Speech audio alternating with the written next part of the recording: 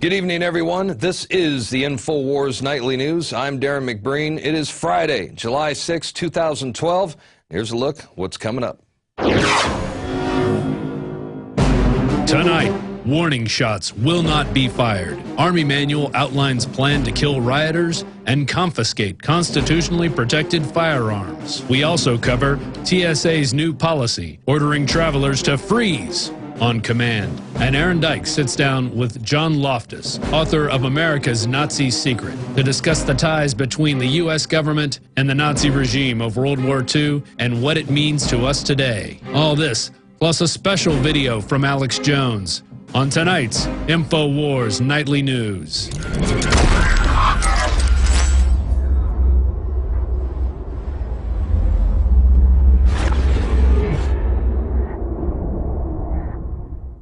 So as you can see, we have another jam-packed and informative show lined up for you this evening, but we begin tonight with a newly leaked U.S. Army military police training manual for what they are calling civil disturbance operations. The Army manual outlines the plan to kill rioters and demonstrators in America. That's right, they have plans to confiscate our firearms and kill American citizens on U.S. soil. This during a mass civil unrest, which of course will be engineered by the foreign banks who now run our military. Warning shots will not be fired. Use of deadly force authorized. And this, of course, is the top story right now on Infowars.com. The PDF document, which is dated in 2006, well, it was used for a self-learning course at the U.S. Army Military Police School at Fort McClellan, and it makes it clear that operations apply to both inside and outside the continental United States. The document outlines how military assets will be used to restore and maintain law and order by shooting protesters, I guess, shooting innocent civilians perhaps, and it goes on to describe how prisoners will be processed through internment camps. Wow. So there you have it. Our own military being trained for armed conflict with U.S. citizens. They're being trained to confiscate our guns and preparations to process us into camps during civil unrest.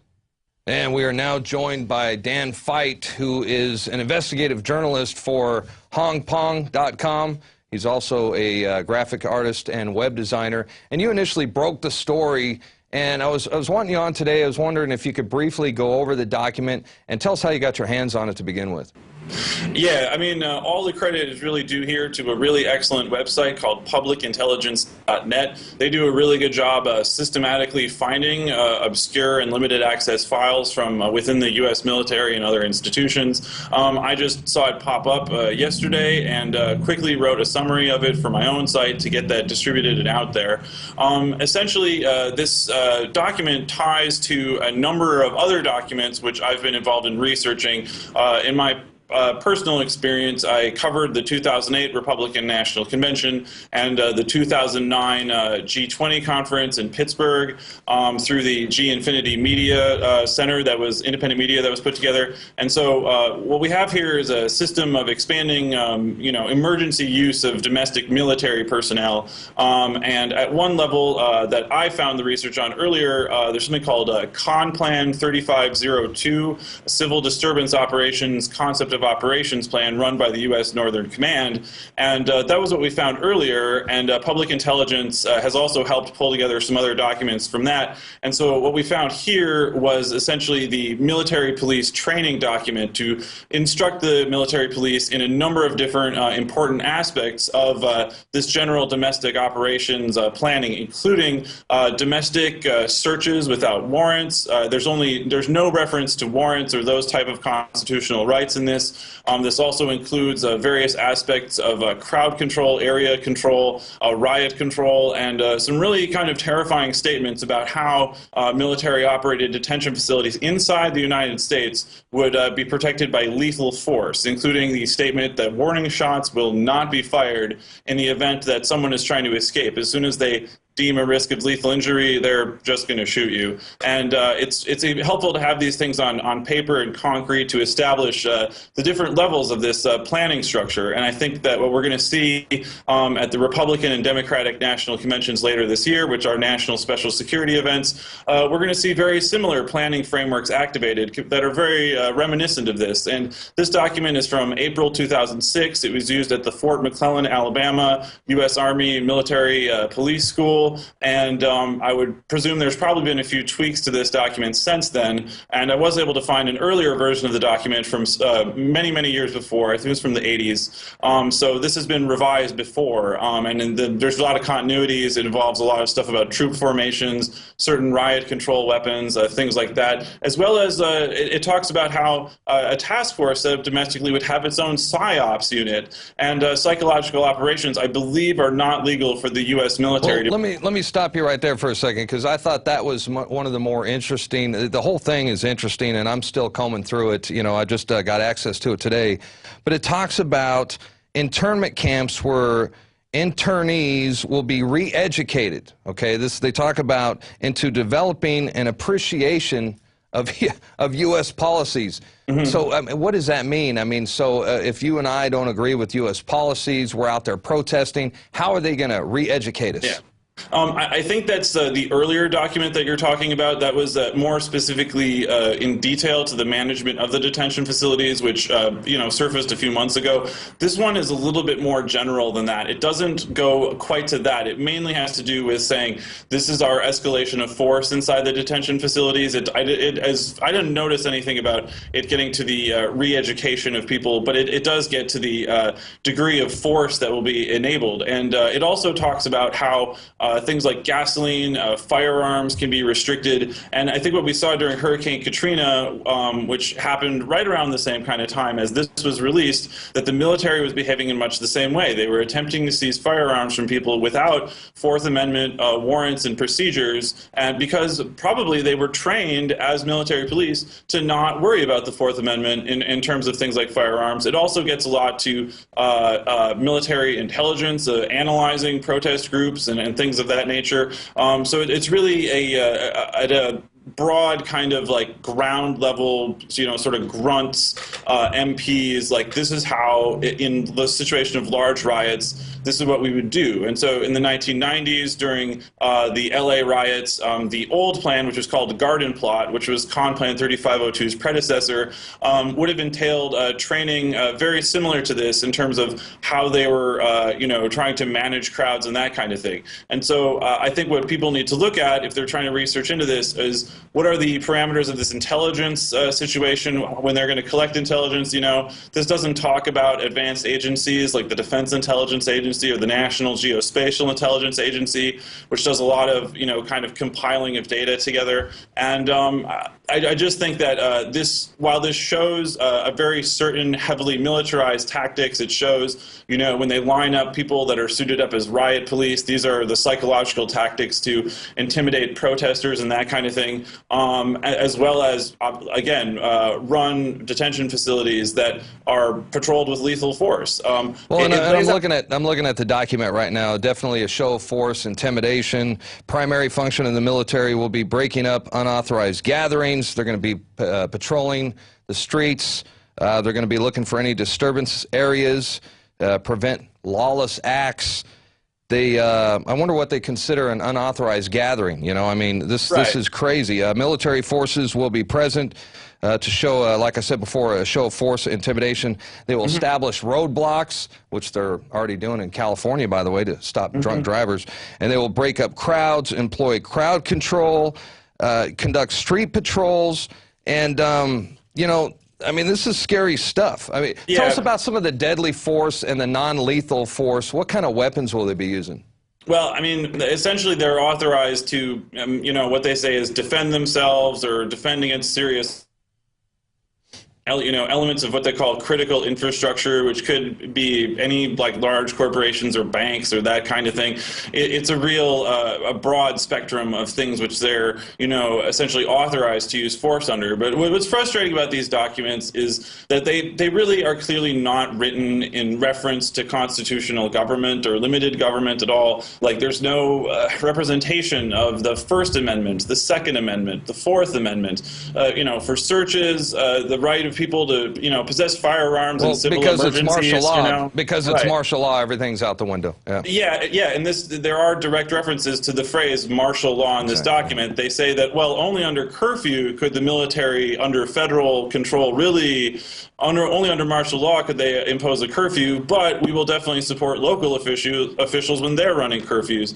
So everything that's sort of like underneath a full-scale martial law, like this is the kind of pattern and the kind of information which you should review and have a good sense of whenever you feel like you might encounter, any military acting domestically, even if it's not a full-blown, complete martial law scenario. They're still going to kind of be acting along this pattern, again, as we saw in Katrina. So as we want to try to get an understanding of these things, as well as hopefully intervene politically and get these kinds of things revealed and out in the open and not secret. I mean, I think personally, if we're detained in military facilities like this thing lays out, we do deserve warning shots. Like, could we demand that from our congressional representatives? We have to basically look at how to reform these policies, as well as obviously, showing everybody, the public, elected officials, and everyone, and good people in the military and bureaucracies too, that this isn't okay. That's exactly right there. We need to get this information out to all our friends and family who are in the military.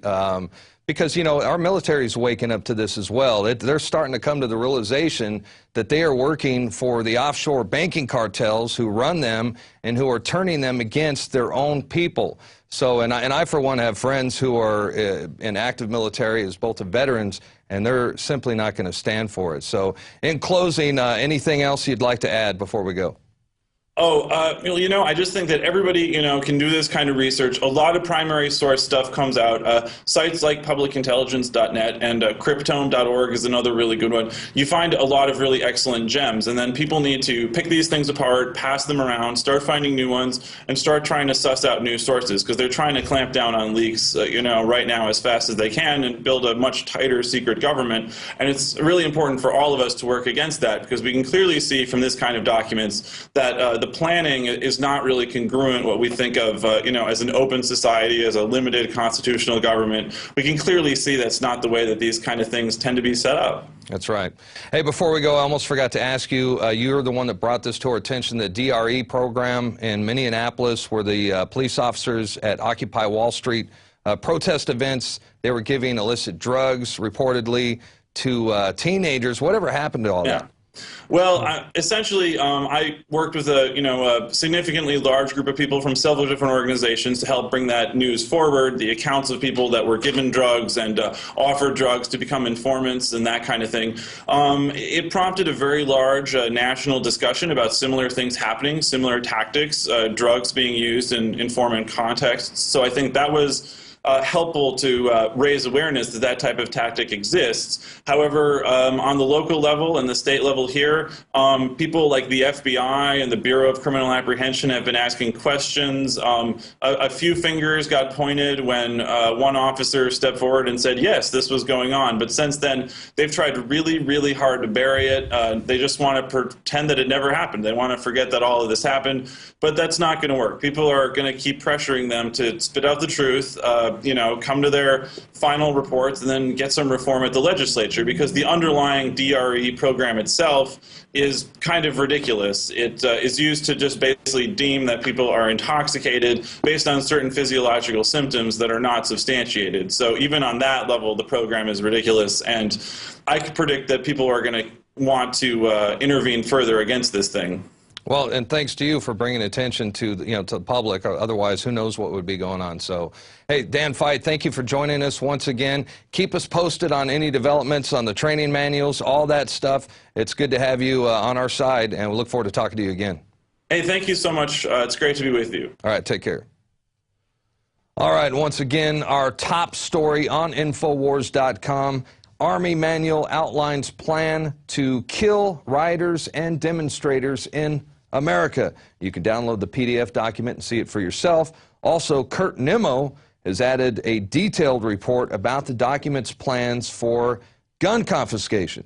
Again, all this information breaking right now on our website. And at the beginning of that interview, I've got so many of these documents are being released, it's really hard to keep track of all these. But we're talking about the re-education camps. This is a related document that was also recently released. A leaked U.S. Army document prepared for the Department of Defense contains shocking plans for political activists to be pacified by PSYOP officers into developing an appreciation of U.S. policies. So there you go. Those people will be detained in prison camps inside the United States. Meanwhile, in Afghanistan, a helicopter strike blasts an Afghan man to pieces while the pilot sings "Bye Bye Miss American Pie." The video is actually on liveleak.com. It appears to be from an Apache helicopter. Let's take a look. Bye bye, Miss American Pie. Good hit. Nice. Now, according to the caption on the website, the victims were innocent farmers who were planting poppy seeds in the middle of the road. So there's, that is yet to be verified, but we'll keep you updated on that. Now, more TSA news, as Lee Rockwell recently broke a story of yet another bizarre power trip by the TSA, as a new policy allows them to order travelers to freeze on command. And if you think this bizarre power trip behavior of the TSA couldn't get any crazier, think again. The federal agency is now ordering travelers that they, the ones passing through security, they now have to freeze on command. And we just recently reported yesterday how they're also demanding to test drinks purchased by passengers after they have already gone through the naked X-ray scanners and the grope downs. So even once you go through all that, and let's say you stop at McDonald's, I wouldn't do it, but let's say you do, get a Coke or an iced tea, then the TSA, they want to come test your drink even after you've gone through all that. So this is basically prisoner training. This is a preparatory state to get you used to, people in uniform yelling at you, getting you used to people in uniform filling you up, filling your children. And, the police state is not coming, folks. It's already here. Up next, Rand Paul, after blasting the Senate last week for passing a 600-page bill that obviously nobody has had time to read, Senator Rand Paul introduced legislation that could force the Senate to actually read the bills. Well, there's an idea. He introduced legislation that would force the Senate to give its members 1 day to read bills for every 20 pages they contain. So it sounds like a good idea. I guess it looks good on paper. It's about time that we actually require them to actually read the bills. But at this point, I'm not sure what difference it's going to make. I mean, seriously, if you think about it, even if, let's say, the Congress and the Senate had time to read, for example, the Patriot Act, I'm sure they would have passed it anyway because they no longer represent the people. They work for the corrupt, the offshore banking cartel that control them and the president. So thank you, Rand Paul, for introducing that legislation, but you're going to have to do better than that. All right, up next, did you hear about this? This is a couple days from now, you might lose access to the internet. And that is because the FBI plans to shut down temporary DNS servers that replaced fraudulent servers operated by hackers. So this will be a blackout in response to the DNS Changer Trojan. That was the malware program that basically paralyzed the functioning of all kinds of websites. Looks like some 360,000 internet users are still using the rogue servers. So you might lose access to the internet on Monday if you're one of those people, but it's only temporary. But no doubt the authorities want to use this hacking incident as another excuse to take total and complete control of the web. So, hey, we have Joseph Farah news. Now, Joseph Farah was recently on the Alex Jones show just yesterday, and he's the WorldNet Daily editor, and he's a big-time critic of the Obama administration, and he's on his property in Northern Virginia, and lo and behold, he looks up in the sky over his tree line, and he sees a drone. He said it sounded like a lawnmower, because he lives in one of the most rural, secluded places that you could possibly live in Northern Virginia. And there could be only one thing that the drone was spying on, and that was Joseph Farah. So why would they want to spy on him? Well, here's a clip from the Alex Jones show just yesterday. Let's take a look. What do you expect the power structure to do? Because in my view, in my analysis, their credibility is draining away. I mean, how many armored vehicles, how many hollow point bullets, how many helicopters, how many drones, how many SWAT teams? I mean, we know the system knows we don't like them and that they have a 9% approval rating in Congress, and their answer is, we're going to arm to the teeth against you and say that Mom and Apple Pie and George Washington are terrorists. That's right.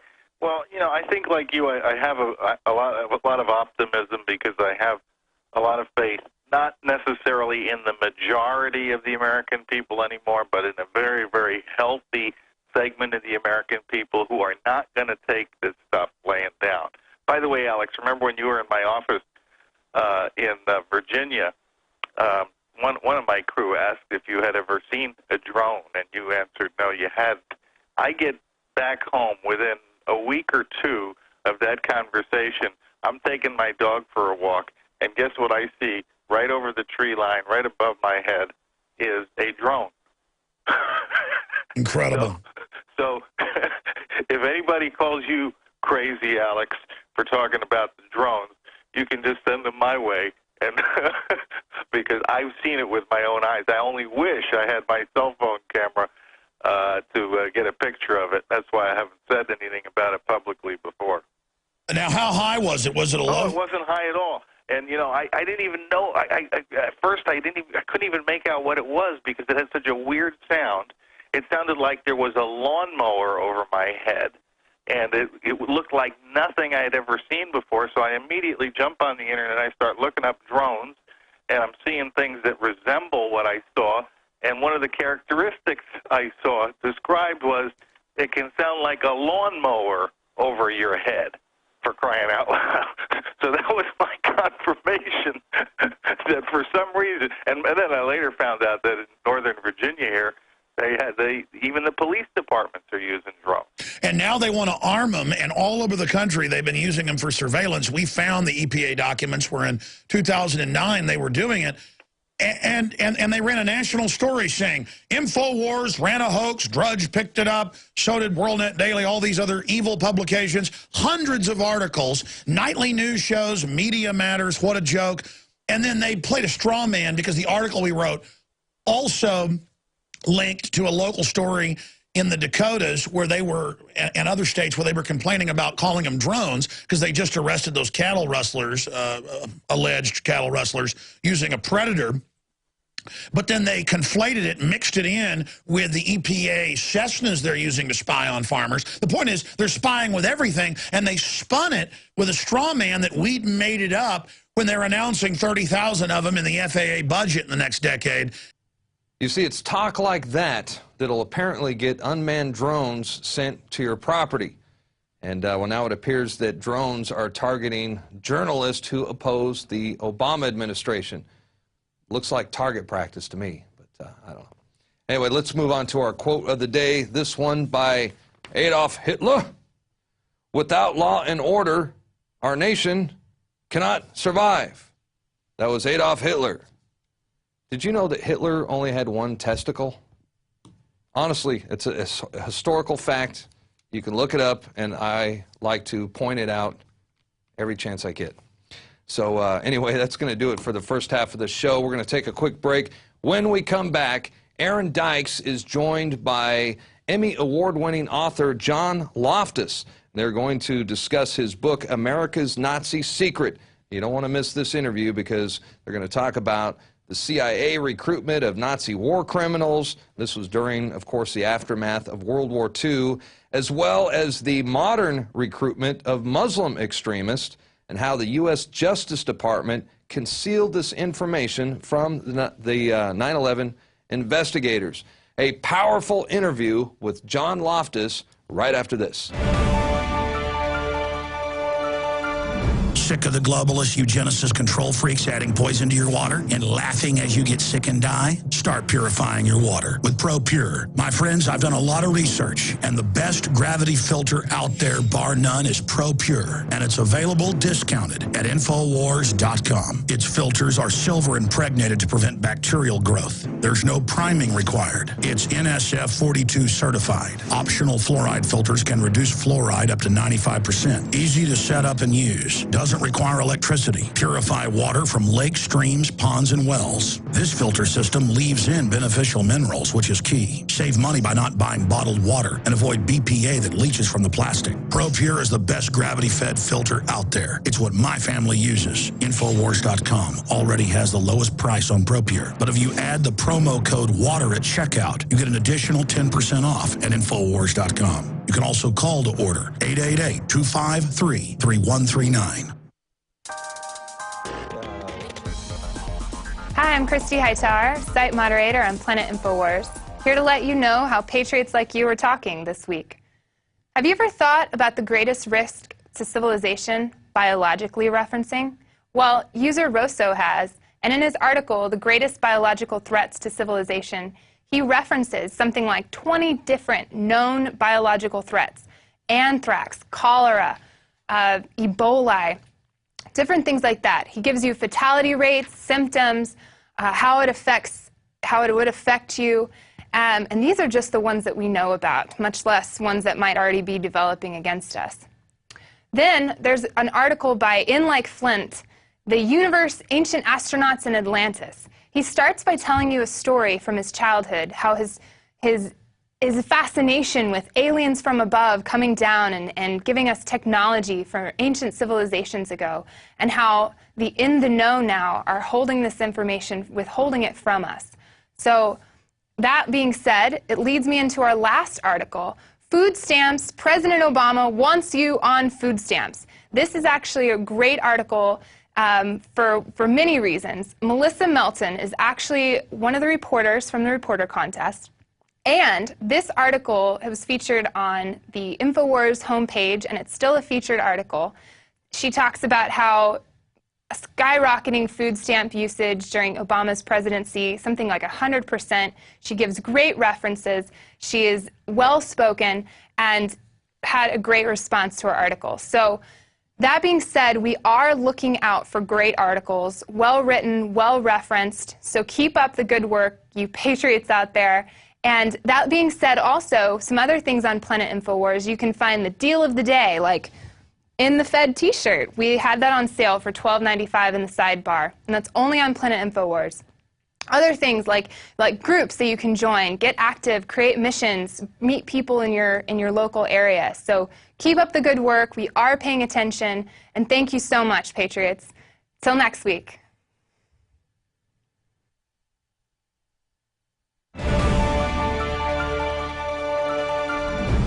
And we are back from break on the Infowars Nightly News. Thanks to Darrin McBreen for covering the news portion. Tonight we're joined by a special guest. He's the author of America's Nazi Secret. Is John Loftus, probably the foremost expert into all the financier connections on the American and British sides with the funding of the Nazis in World War II and everything that happened afterwards. He will help set the record straight and we'll get deep into history. Thank you for joining us, Mr. Loftus. You're welcome. Thanks for having me. Could you first tell us about your background, everything you did as an attorney, as an intelligence officer, and what kind of things you're working on now? Sure, I was an Army officer. Then I went to law school and was hired by the Attorney General of the United States. And I worked at the headquarters of the Justice Department. And because of my intelligence background, I had very high security clearances, many levels above top secret.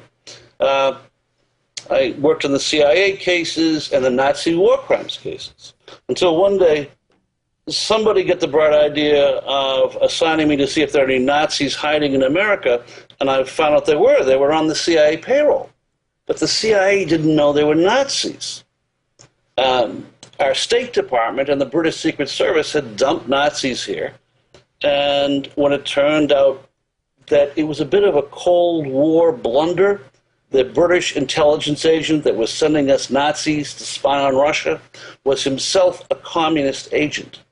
So instead of getting anti-communist freedom fighters, the dregs of the Nazi war criminals were being sent to America. And we had two CIAs, one that worked for the Republicans, hidden inside the State Department, and one that worked for the Democrats. You see, no one ever thought that Truman would beat Dewey, and they had already hired the Nazis when Truman was reelected. So at this critical point in Cold War history, we actually had two intelligence services, two CIAs, one that hunted Nazis, the CIA, and one that recruited them, the OPC, the State Department. And that division has continued in American foreign policy as well as intelligence policy over the last half century. So I'm sort of a specialist in the Mission Impossible crowd, the ones where the secretary will disavow any knowledge of their actions. And basically, these guys were bankers. They were in it for the money. Right. So when we get into the whole history of the CIA, that goes back to a lot of the Wall Street bankers. Many of them were skull and bones who helped set up the National Security Act. People like Harriman, the Wiseman, working with people like Dulles. Where do you see all this converging around World War II? Well, it's funny. People don't realize that some of America's finest families funded Hitler. There's going to be a documentary coming out called American Secrets sometime this year or next. And it focuses on those families like the Harrimans and the Walkers and the Bushes. That, people only know that President Kennedy's dad bought some Nazi stocks, and people don't know that he bought them from Prescott Bush. They both went to Germany on the same ship before the war. So there were Americans who poured a lot of money. In fact, one of the causes of the Great Depression might have been the relocation of American investment capital from companies like Brown Brothers Harriman, where the Rockefellers had their money parked. And they moved that money to buy stock in German companies. And it was supposed to be a great big bargain. Germany had a high-tech monopoly in the 30s. But unfortunately, Hitler came to power, and instead of being a dog on a chain to keep the anti-communists and the labor unions at bay, Hitler seized control of the New York investors' funds. And from then on, they had a choice. They could either expose Hitler, or they could collaborate with Hitler and try and save their money. And sadly, most of these people became traitors. During World War II, some of America's finest families gave aid and comfort to the enemy. They kept financial assistance to the Third Reich going on all during World War II. But hadn't they even before that set up the eugenics regime, partnership between the Anglo factions? The Rockefellers had supported the Kaiser Wilhelm Institute.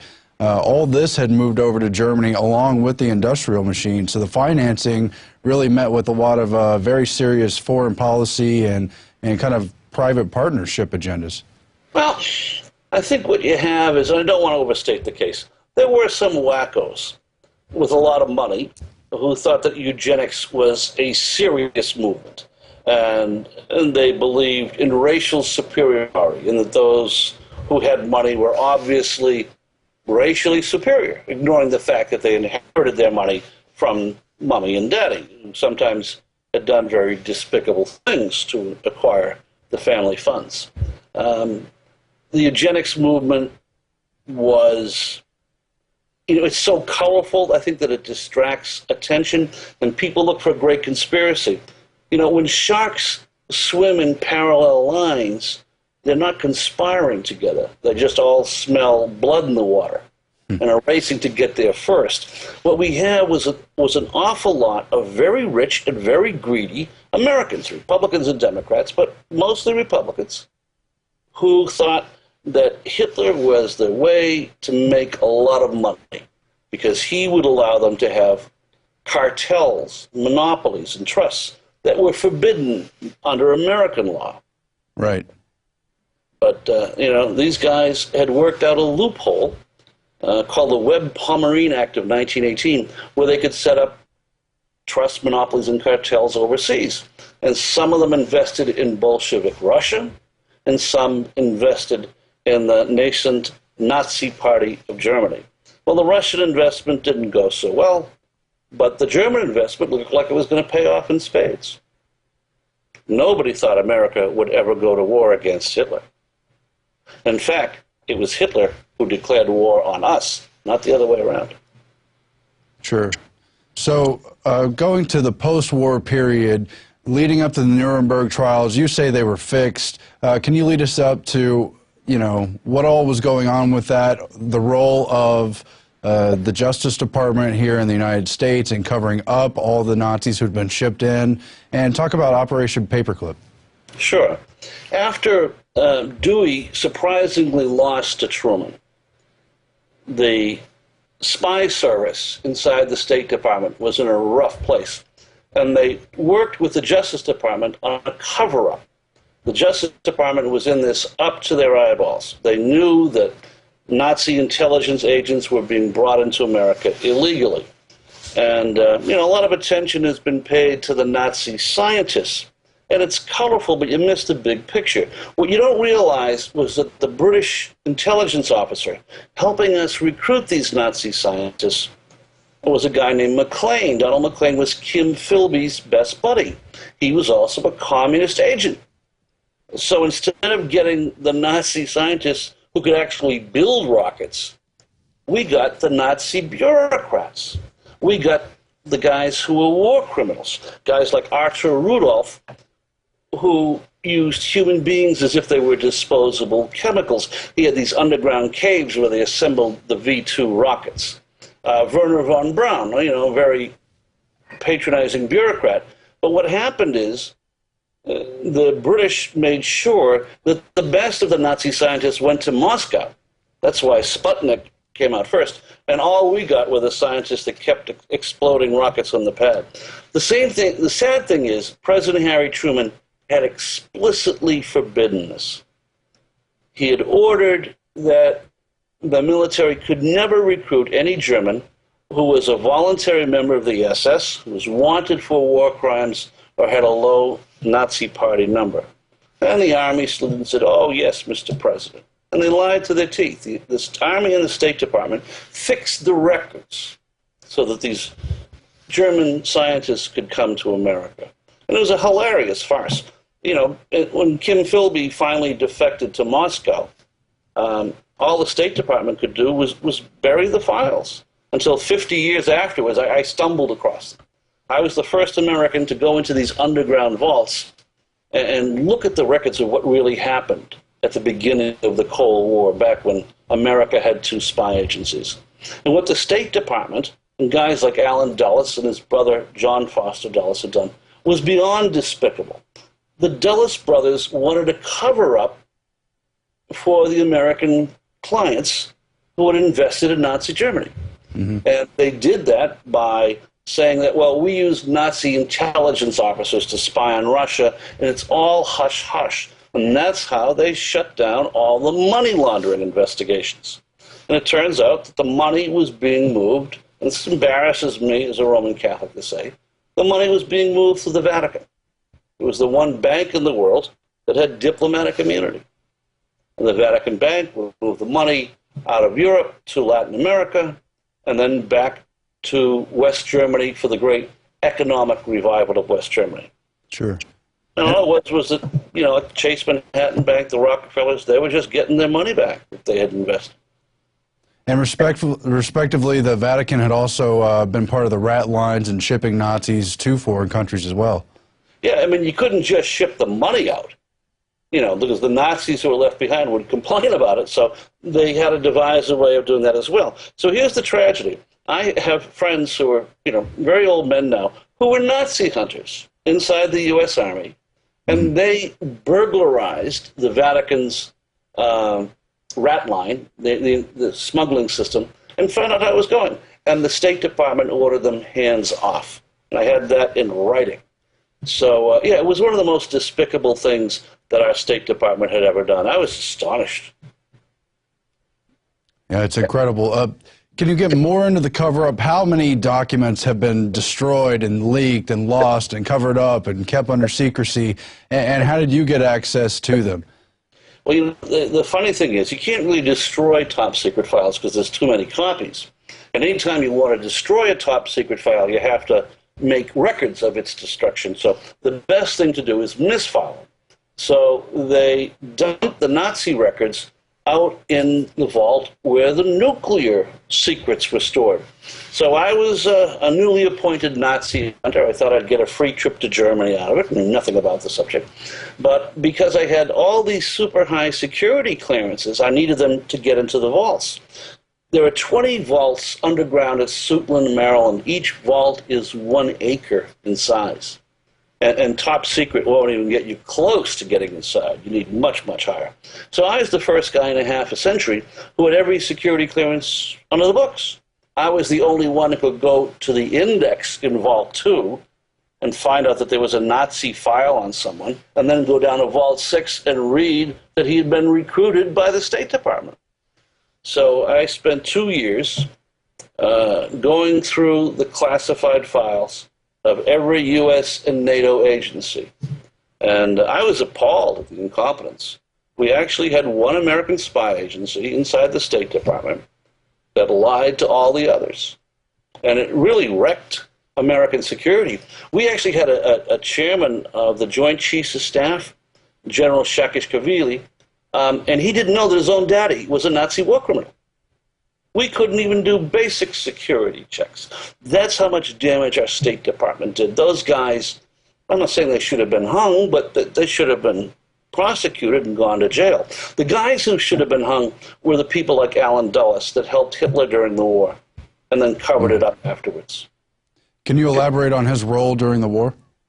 Yeah, Allen Dulles was the American intelligence chief in Switzerland during the war, and 40% of the wartime supplies for the Third Reich moved through Switzerland. And these supplies have been bought and paid for by Dulles' American clients and some British clients. So Dulles was sort of a double agent. He was supposedly working for the Americans to get intelligence on Germany, but at the same time, he was really mostly working for the Nazis to protect his client's investment, to launder the funds, if you will. And he was very good at that. So if you look at all the behind-the-scenes stuff going on with the networking and the money that was there, what becomes the real narrative of World War II? Why were we fighting? Was justice served and who won the war? What happened at Nuremberg? How many people were really prosecuted compared with the real Nazi apparatus? And how many people got away? You see what I'm asking? Now, World War II was a righteous war if there ever was one. I mean, Hitler and Nazism and their cruel racist doctrines had to be stopped. I mean, it wasn't a question really of a choice. Hitler would have kept on invading one country after another until somebody stopped him. Mm-hmm. And the British said no, and we agreed with the British that this time this man had to be stopped. The corruption didn't really come on the American side until much later. We were Boy Scouts. We were the last nation on earth that kept hunting Nazi war criminals. We tried to do the right thing. My first boss was actually a Nuremberg prosecutor at the bankers' trial, the Nazi bankers. You see, President Roosevelt wanted to put the German bankers on trial so that they would say, but we were only doing what the American bankers asked us to do. And that way, the German bankers at the Nuremberg trial would wipe out the whole funding base of the Republican Party at Wall Street. By some estimates, nearly 70% of the funds that went to build the Third Reich before World War II came from Wall Street. And again, those guys that kept the money flowing and covered it up, that was giving aid and comfort to the enemy in time of war. And my own Justice Department was despicable. We had, I think there were more than 150 Americans from different companies who stayed in Nazi Germany during the war to help the Nazis run their companies. General Motors truck companies, Ford oil companies. And these guys were arrested after the war, kept in a special prison, and they were all released, every one. They never were charged as traitors. They should have been. Absolutely. Absolutely, they should have been.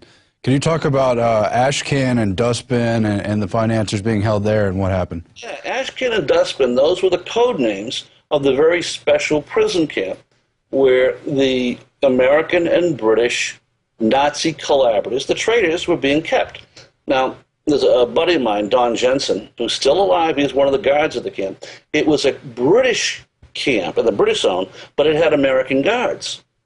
So no matter who came nosing around, you could say, well, you're British, this is an American problem, go away. Or the other way around. Now, one of the guards, Don, when he's a young private, turned to one of the Americans and said, what are you doing here? He said, I'm not going to be here long. I work for the Chase Bank. My friends will get me out of here. And Don said, what makes you so sure they even want to recognize you? The man just left. Now, the prisoner was right. He was let go. All of them were let go.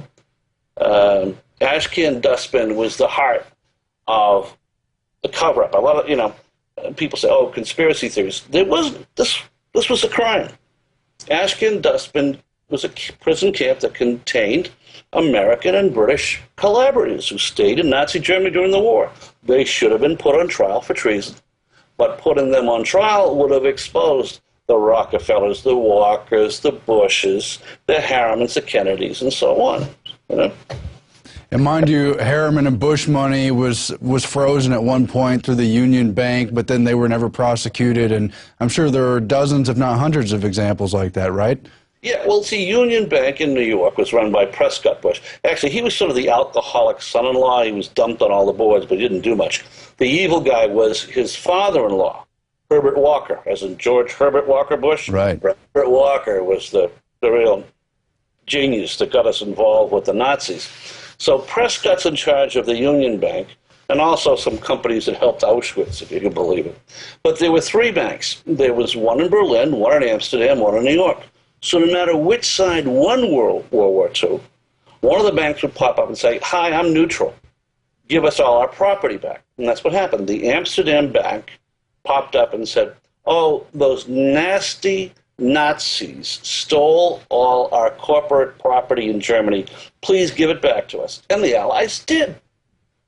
So, you don't have to, smuggle the money out and have gold trains. You just have to move pieces of paper to show that, whichever bank you want really owns the property. And that was a very clever theft. That's what happened. They paid off Prince Bernhard of Netherlands, the Crown Prince. Right. I guess he made over $1 billion in this covering up the Nazi money laundering through the Netherlands after the war. See, that's what I mean. I'm not trying to connect dots when they're not there, but you've got Prince Bernhard, who later founded the Bilderberg Group, carried so many of these big American financiers, the Europeans as well, and you see the Harrimans from Union Banking, you see the Wiseman, John J. McCloy, you see George Kennan, all of these people part of this network that's involved in covering up for the whole Nazi thing. I interviewed some of these guys. I called up McCloy. He was, I think he just retired as chairman at the Chase National Bank. And I said, look, you were the American High Commissioner of Germany. How in God's name could you pardon these Nazi war criminals who had been convicted at Nuremberg of financial crimes? And he said, oh, is it at the request of the Vatican? And I bet it was, Now, the Vatican wanted to get its money back. Hitler was very clever. There was a big financial settlement with Mussolini and the Pope before World War II, and all that money was stupidly invested in Nazi Germany.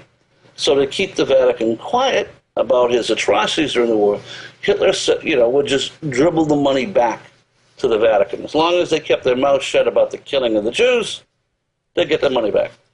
So, if you want to talk about horrible conspiracies that actually happened, start with the Vatican Bank. That place is obscene. I had volunteered to help a group of people sue the Vatican Bank because we have documents, American classified files, showing, for example, money stolen from Croatian Jews was laundered through Switzerland, through the Vatican Bank, to Nazis in South America. Well, gee, a lot of that money stuck to the Vatican's hands. The Vatican secretly controls some of the largest reinsurance companies. So, yeah, the Vatican became the money launderer of choice. These guys, by the way, you can't say that it was an ideological conspiracy. They tried to fund both Hitler and Stalin, okay? They didn't care who won. It was all about the money. Sure. So I didn't get to read through your whole book, but I did notice where you brought up Kissinger and how you've had some confrontations with Henry Kissinger over the years, and you've read his files. Tell us what you found out about him. You know, it's funny. Seymour Hersh was doing a big expose on Henry Kissinger, Price of Power. And just as his book was in galleys, just before it was to be printed, someone at CIA said, how can you do a book about Kissinger without interviewing Loftus? He's the only one who's read all the Kissinger files. And so Hersh flew up to my law office in Boston and said, oh, well, what do you know about Kissinger? And I said, well, do you want to start with his intelligence background after the war? He said, you mean Kissinger was a spy? He said, oh, yeah. I can't prove that Henry Kissinger ever recruited Nazis, but I can prove that he worked at every classified file center where the records of the Nazis were stored. And Hersh was stunned, so I became his secret source, and he added a whole bunch of stuff in the book. And when the book came out, it was a big success. And Henry Kissinger's lawyers called Seymour Hersh and threatened to sue. And it was all about the Nazi information. And Hersh called me up and said, and you know what? I told him I just got the information from Loftus. And they hung up the phone. They never called back. So, yeah, I think Henry Kissinger is one of the worst people in American history. And he's a Nobel Peace Prize winner. Yeah, so is Yes, sir. Can you get more into the Justice Department, their larger role in this and so many other incidences, really working against justice, as you argue in many cases? You know, it was so sad. There was a special law that Justice set up where the intelligence agencies could bring up to 100 people a year who weren't eligible to get visas to America, let alone become citizens. But the 100 Persons a Year Act was run by the Justice Department. And they brought in, like, the head of the Ukrainian Gestapo. His name was Mykola Lebed. Guy became a U.S. citizen. And the Justice Department had to cover it up because the Attorney General's signature was on the file. So the Justice Department told the CIA and President Truman and eventually Congress that Mykola Lebed was part of the anti-Nazi resistance. Now here's a guy who murdered Simon Wiesenthal's mother, whose Ukrainian Gestapo, called the Sluzhba Beshpa, murdered hundreds of thousands of Jews, Poles, his fellow Ukrainians. This guy was a monster. The Justice Department created a whole fictional biography for the guy. And so here I am, sticking my neck out. I quit the Justice Department. I go on 60 Minutes. And we had a great time. You know, Congress was outraged. They demanded hearings. Mike Wallace got the Emmy Award. My family got the death threats. Yeah. And when we finally get around to the hearings, the Justice Department fixed one of the guys, the committee chairman, so that I could not testify in executive session. That meant I couldn't tell any of the classified files. I couldn't tell about Mykola Lebed. It wasn't until recently that I discovered how complete the lies were. So the Justice Department itself bears substantial responsibility for the protection of Nazi war criminals in America and for the entry of senior Nazi war criminals whose visas were personally signed by the Attorney General. So, yeah, a couple of those Attorney Generals probably should have gone to prison as well. And so everything you saw is part of the larger pattern of the media refusing to report on what's really going on. Clandestine files can't be opened or reported on. Your book can't get reviewed for 30 years. Justice won't prosecute the people. What are we going to do? How are we going to make it to the future in terms of all the criminals working within the system hide behind the National Security Act or hide behind, you know, anything they can use to their advantage, but the whistleblowers like yourself are prevented from coming forward or ignored? Or how do we fight back against this? Well, you know, the funny thing is, in the long run, the people that classified all this stuff have stuck the dagger in their own hearts. Because sooner or later, all of the files will be declassified. Now, Congress said to all the spy agencies, declassify all your Nazi files, and this time has gone by. But 1/3 of all the Nazi records are still kept in secret vaults. Want to know why? Because there were files that came from the British, and the British rule was 75 years have to elapse before their files could be released. So sometime starting between 2015 and 2025, we're going to see a whole torrent of Nazi files coming out in London and in Washington that are going to shock people. So I just tried to preserve as much as I could so that future historians will be able to find a path of the files, make sense of them, how they work. Because these guys left a written record of their crimes. Every time they censored something out of one of my books, it was admitting that what I was saying was true. For example, we routinely wiretap all American phone conversations, all of them, every day. It's an electronic vacuum cleaner. And then someone from the British Secret Service sits down at an NSA computer and decides which names to search for. So we can literally pull a conversation out where the word Israel is mentioned and find anyone that's talking about it. But when Congress asks, or the judges ask, you know, both sides can truthfully swear that we aren't spying on our own people, and they're not. Well, they're spying on the other guy's people, then swapping information. It's an exchange. It's an exchange. The Americans use the GCHQ computers to spy on the British people. And the British Secret Service uses NSA to spy on the American people. Who needs search warrants? So the Bill of Rights is just, a typo. It doesn't mean anything anymore. And this cover-up has gone on too long. That's got to stop. And, you know, this whole thing that began with a cover-up of the Nazi money, using national security to cover up the movement of Nazi money and the migration of Nazi businessmen, that's going to haunt the very corporations that began that. Corporations are people in America. Well, we're the only country in the world that treats corporations as people. But people can be executed for their crimes. And I think there's a reasonable chance that when all of these files come out, our kids are going to look at the Rockefeller companies and the Harriman companies and say, you guys don't deserve to be in business. We're going to dissolve your corporations and give the stock to the victims. I think that would be justice. I think it would be financial justice to actually,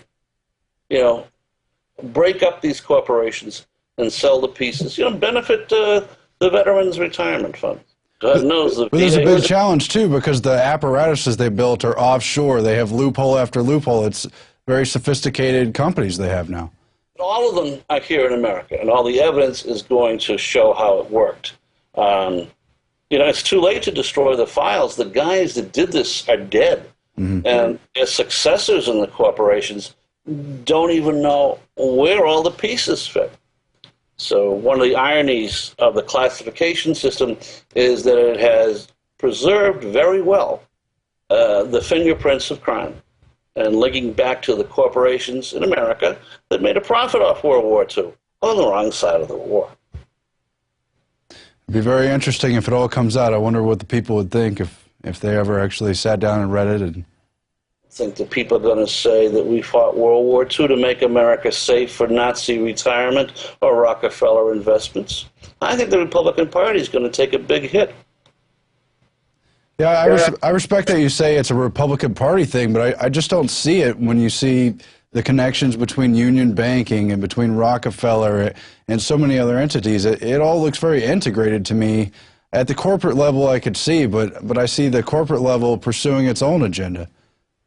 Yeah, I think what you had was you had both Democrats and Republicans that had invested in Germany in the 20s and 30s and then panicked and collaborated with Hitler in the 40s and then tried to hide their crimes in the 50s under clouds of national security.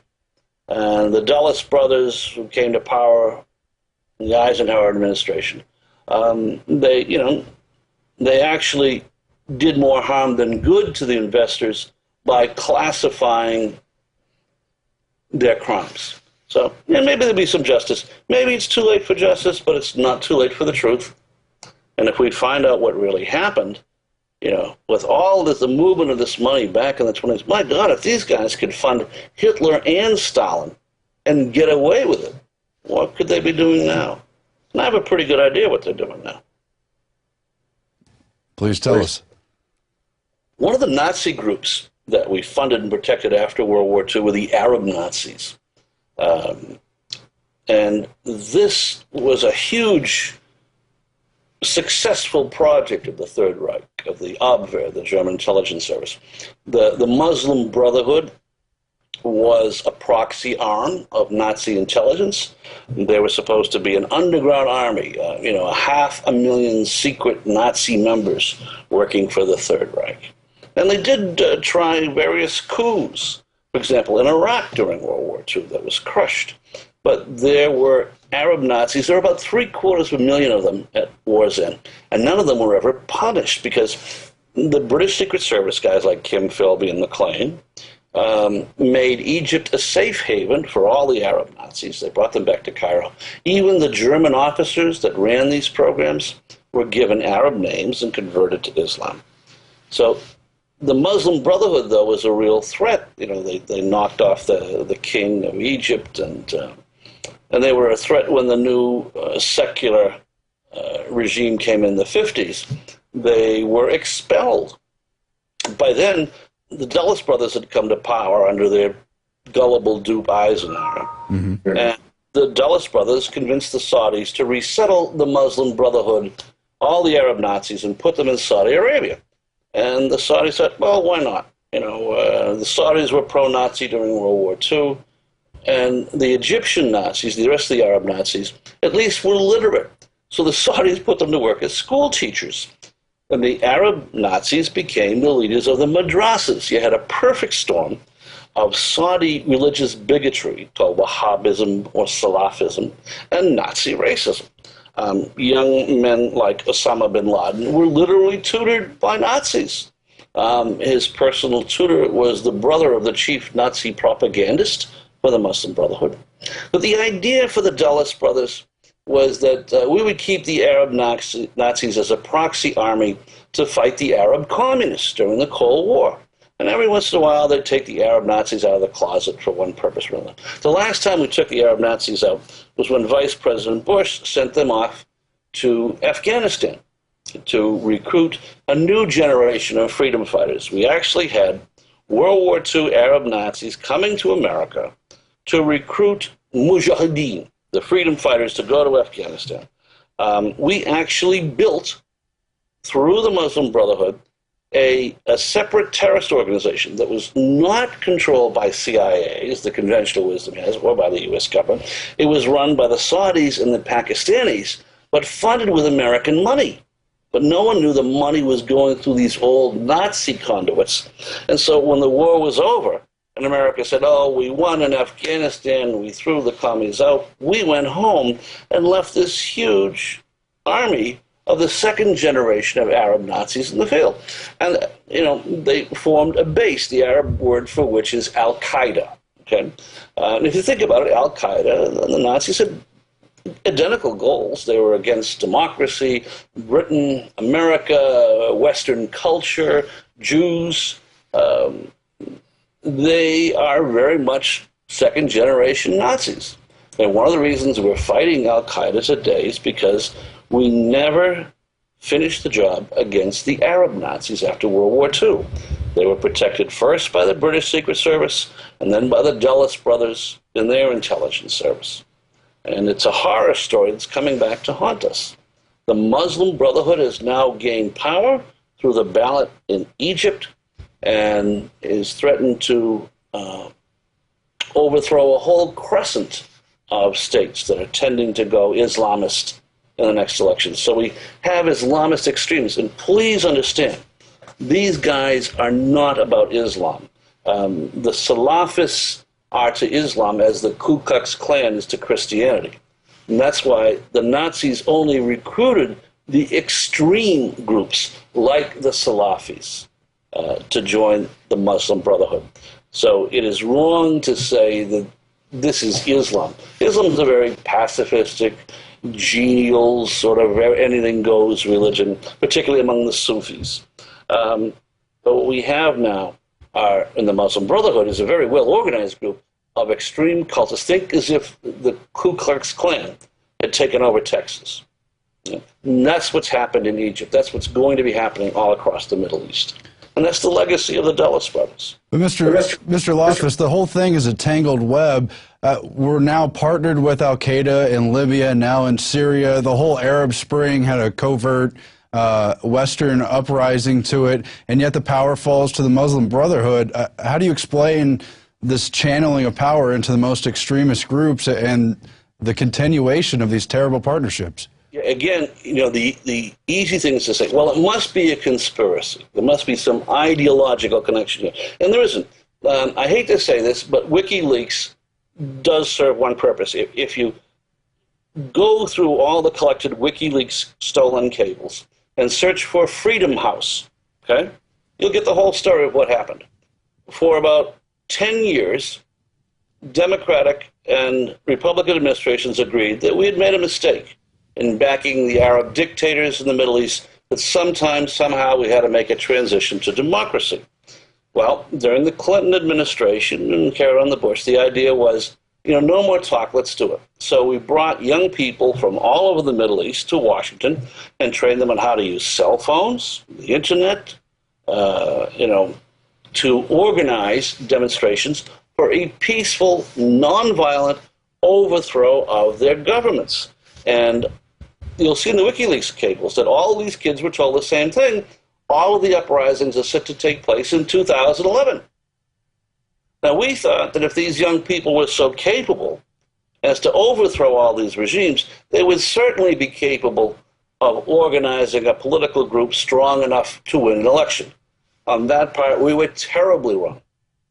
The kids were just incompetents. They only did half the job. And so the Israelis just shake their heads at us and go, how can you guys be so stupid? How could you overthrow the Mubarak regime but not have a solid, moderate, democratic regime to take its place? Instead, we let the organized groups, the second-generation Nazis, if you will, who'd been organized for a year, they were superbly placed to seize power. We didn't see it coming. Our great intelligence services really dropped the ball on that one. Most of the time, it's 90% stupidity and 10% conspiracy. That's how the world of covert operations actually works. So, the Freedom House organization to train young people for a 2011 uprising was a well-intended mistake, because they had only planned for the uprising and not for the elections to follow. A huge mistake, and it may take decades for democracy to regain a foothold after the Arab Spring. You know, groups, these Islamist groups, believe in, you know, one man, one vote, one time. In the Palestinian area, we saw Hamas. Hamas came to power not because anyone liked them. They had about 20% of the vote normally. But everyone voted for them because they wanted to get the PLO and Arafat's people out because they'd stolen too much. But once Hamas was in office, they would never allow another election. And to this day, they haven't. I doubt that there will be another Egyptian election. Mm-hmm. And so we may have created a monster. But the funny thing is, dictatorships and groups like the Muslim Brotherhood only survived and thrived because of illiteracy. And they got away with all this pro-Nazi stuff, you know, during World War II and afterwards because the people were illiterate. Now television and radio and cell phones have changed all that. I mean, the people of Iran, who've been illiterate for years, have just learned that there's oil in their country. They want to know where's all the money going. So there are more uprisings to come. In the long run, I'm betting that democracy will win, but the Arab Spring was a very clumsy but well-intentioned initiative. Sure. Now, switching gears, tomorrow is the anniversary of the 7/7 bombings in London. We've got a short clip of you here from after 2005 on Fox News, talking about Aswat, supposedly the ringmaster of the attacks, being MI6 agent. Let's roll that clip. They were headed by, the Captain Hook, the imam in London, the Finsbury Mosque, without the arm. He was the head of that organization. Now, his assistant was a guy named Aswat, Harun Rashid Aswat. Who they picked up. Yeah. Aswat is believed to be the mastermind of all the bombings in London. On the 7/7 and 7/21, this is the guy, we think. This is the guy, and what's really embarrassing is that the entire British police are out chasing him, and one wing of the British government, MI6, or the British Secret Service, has been hiding him. And this has been a real source of contention between CIA, Hold on, John. Justice Department, and Britain. MI6 has been hiding him. Are you saying that he has been working for them? Oh, I'm not saying it. This is what the Muslim sheikh said in an interview in a British newspaper back in 2001. So he's a double agent, or was? He's a double agent. He's working for the... Okay, and the clip goes on, but basically the British are protecting him because he's a double agent of some kind. The Americans don't know. They're trying to capture him. But there's the Justice Department. They're interfering again. They're letting this guy skirt by. What's going on with this case? I know you haven't followed up on it recently. I really haven't either, but it's still part of this larger pattern of why we're so entangled in the Middle East and what a tangled web all this stuff seems to be. It's so hilarious. Here was a guy, Aswat, who was running from country to country, and the CIA would track him down, and they'd say, okay, to the local host country, please arrest him. And all of a sudden, the guy would slip out of their fingers. And the British Secret Service was literally moving him from country to country, one step ahead of the CIA.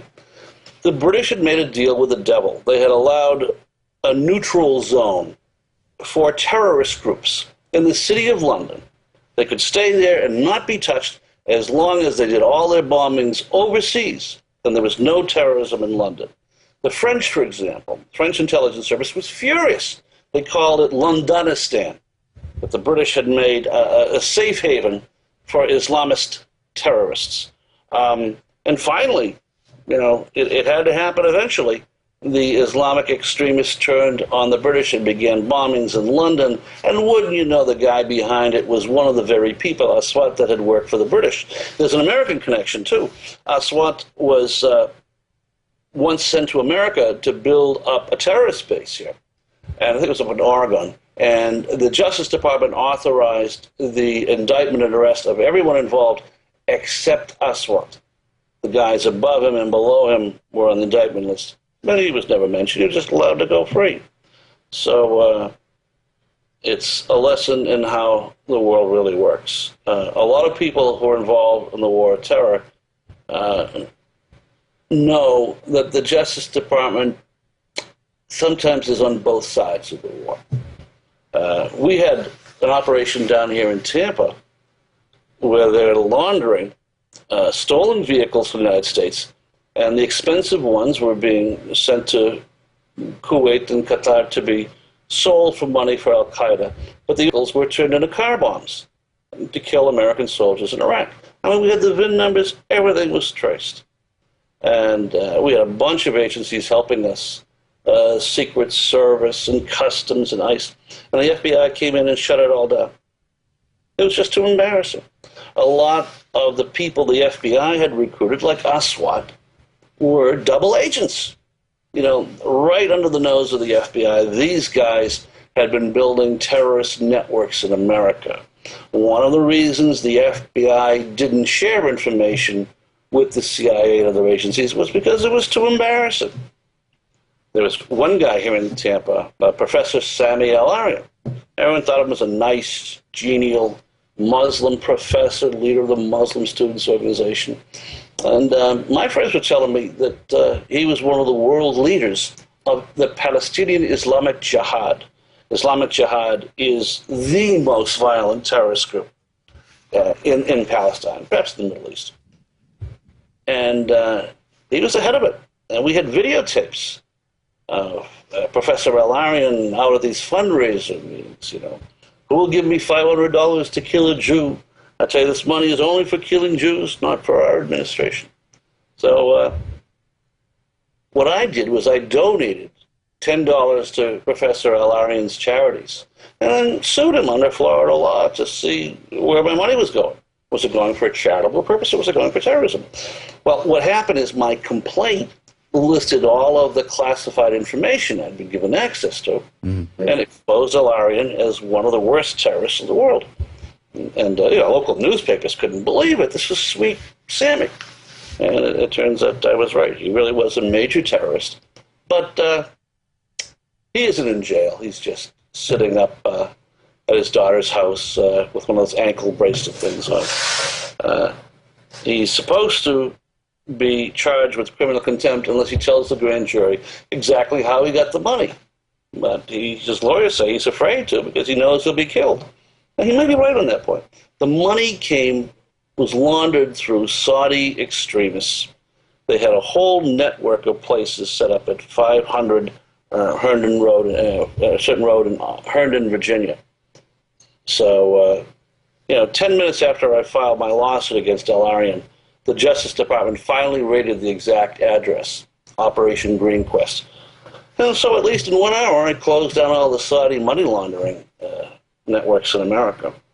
But yeah, the Justice Department has been protecting the Saudis. We've been on both sides of the war against terror. That nonsense has to stop. Now, today we have Eric Holder in the Fast and Furious controversy. He's been found in contempt of Congress. Is this probably the most public shame moment for the Justice Department and the Attorney General? What do you make of the whole Eric Holder Fast and Furious case, and what does it mean for the larger Justice Department? As much as I dislike Eric Holder, he gets a green light on Fast and Furious. There is no evidence whatsoever that he even knew about it. This was started under a previous Attorney General, the Bush administration. But the Justice Department is saying, look, you can't see our internal correspondence. That's executive privilege. I think it's a big mistake that there should be no executive privilege where a crime is suspected. Now, I know that this time on Fast and Furious, it's nothing more than a political stunt by the Republicans in the House of Representatives. And shame on them for doing it. But I think that we should start looking behind executive privilege where clear and convincing evidence exists that the Justice Department itself may have participated in a crime under previous administrations, because the same rule should have applied to the Justice Department back when they were bringing Nazis into America. That was illegal too, but they never got touched.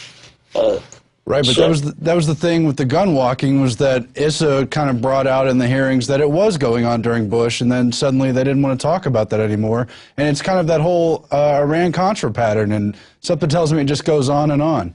Yeah, Issa now has backed off. He said, well, yeah, there really is no evidence that Holder knew. But we'd like to see the files anyway. Well, you can't have fishing expeditions. But yeah, Issa has now backed off remarkably because it looked like most of the evidence was going to point at Bush. I mean, George Bush was just this nice, genial guy who didn't have a clue.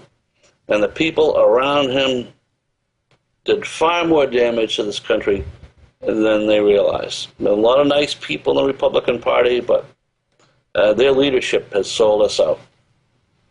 Do you think the wiretaps are going to change the questions about Holder, prove that he knew more than we think he knows at this point, or? don't think that Holden knew. Yeah.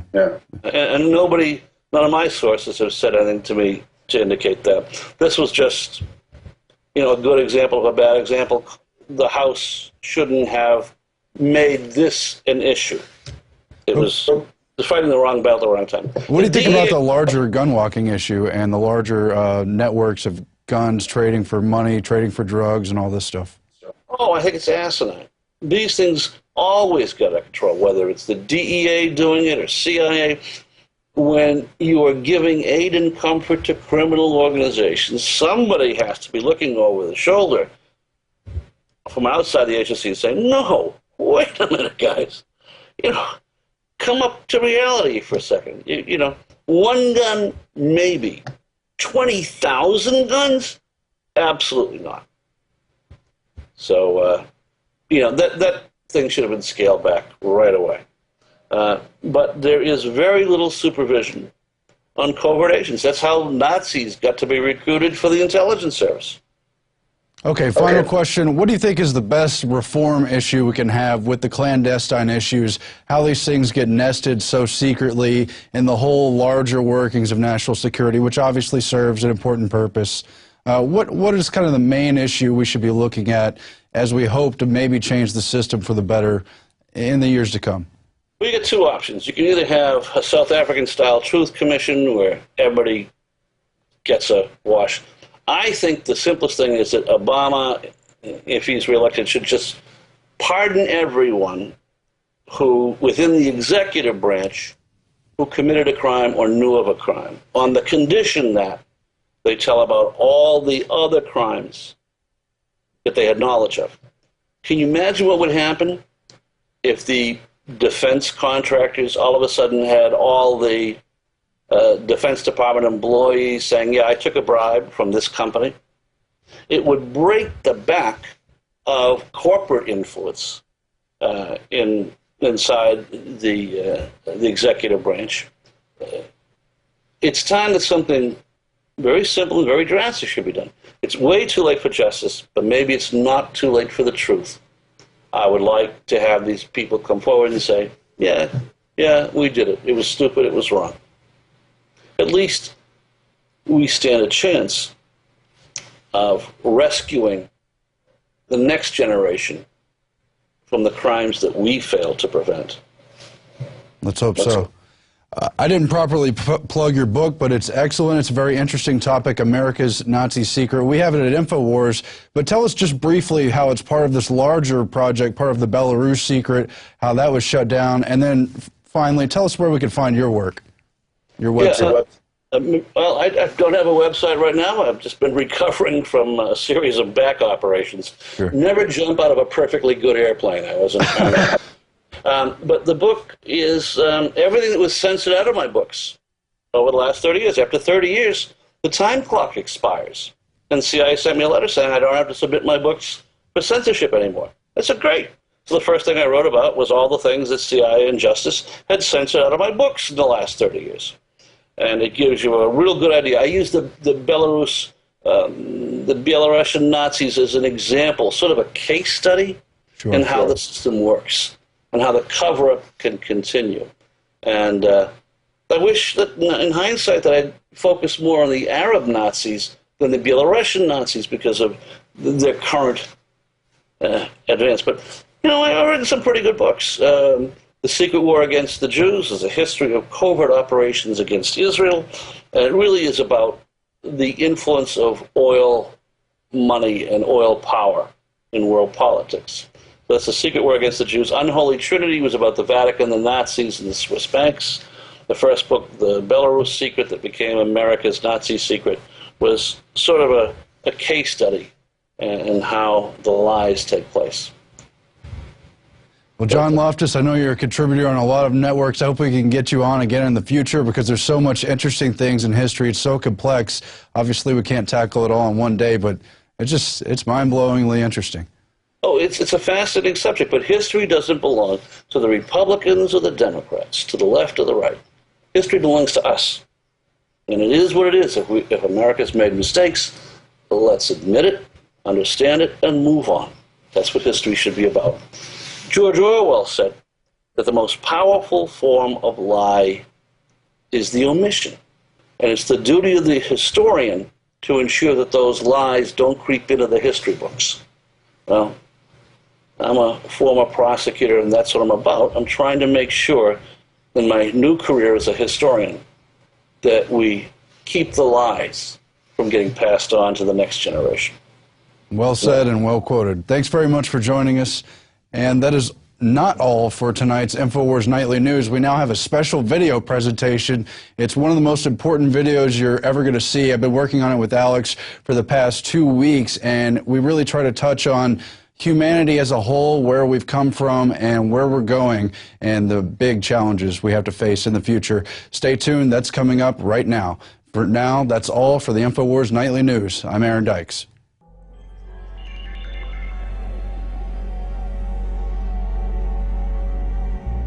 The mysteries of the universe, the age-old questions. Where did humankind come from? What is our ultimate destiny? The answers to these fundamental questions are hiding in plain view. We came from the universe. We came from all that is creation. We are part of the universe. We come out of this creation. The answer to the question of our existence is wonderment. The planet Earth is home to our species, orbiting a standard sun, 2/3 of the way out on the spiral arm of the Milky Way galaxy. Here you see a super galaxy, a cluster of galaxies. Each one of these a galaxy on its own. Hundreds of billions photographed by Hubble. And Hubble isn't even getting out of our backyard. We are in the middle of wonderment, the middle of incredible creation.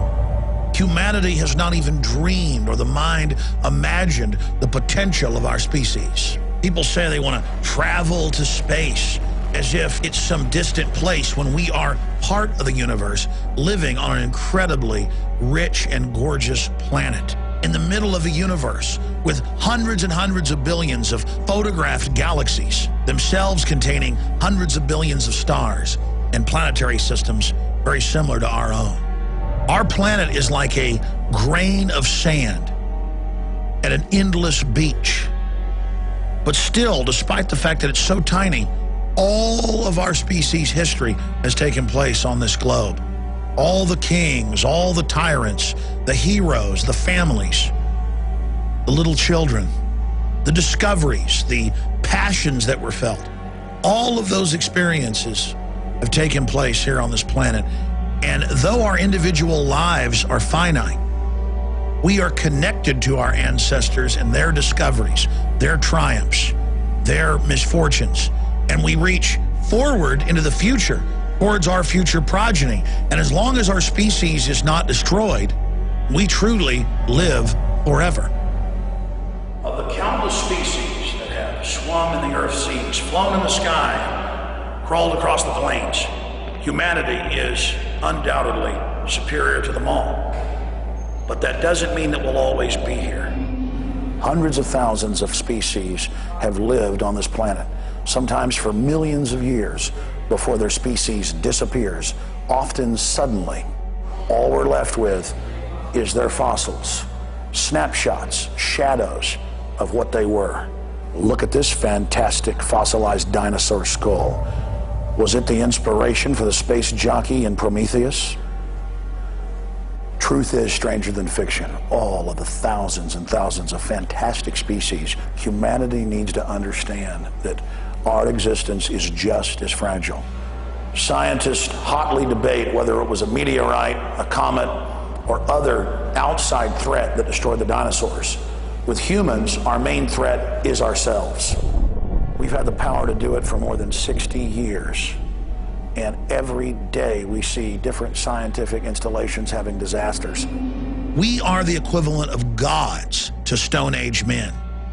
And we can't afford to make the mistakes they made, because we will destroy ourselves with the technologies that we have developed. So far in our history, technology has been neutral. It is a promising tool that could allow us to grasp an infinite future. But at this time, the entire development of these systems is in the hands of the globalist, super predators who have a lustful disdain and hate for humanity. Globalist social engineers openly talk about the population of the planet like we're little animals in petri dishes to be manipulated, to be controlled, to be tested upon. Foster children and U.S. military personnel have had chemicals, biologicals, and radiologicals tested on them for more than 60 years because the elite believe that they're nothing but unconscious animals. I'm asking humanity to realize that a very small group of inbred, unhappy, twisted, and wicked people have seized control of human development and are attempting to establish a total control system of technocratic surveillance and dehumanization. It is now that we must begin to struggle against their bureaucracy, fighting their 1984 system with liberty and freedom and enlightenment and truth, until the levers of technological development are leveraged from the hands of the globalist. Humanity has a very dark future.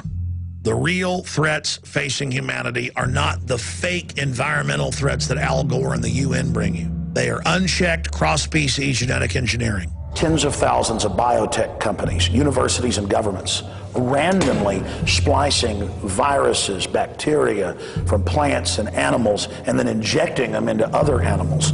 This is already giving rise to mutated viruses and bacteria and a irrevocable vandalization of the genetic code of the planet. High-tech chemical and, most importantly, biological weapons development. Unchecked nanotech, the artificial creation of black holes, antimatter weapons that the Air Force admits they've developed, and new viral vaccines coming out that re-engineer the brain by attacking certain ganglion systems so that you can no longer feel emotions. We've seen one of the biggest mutual funds, Fidelity Investments, come out and talk about synthetic biology. Within 50 years, we may have invented more organisms in the lab than we've identified in nature. It's synthetic biology, and it could be the defining technology of the 21st century.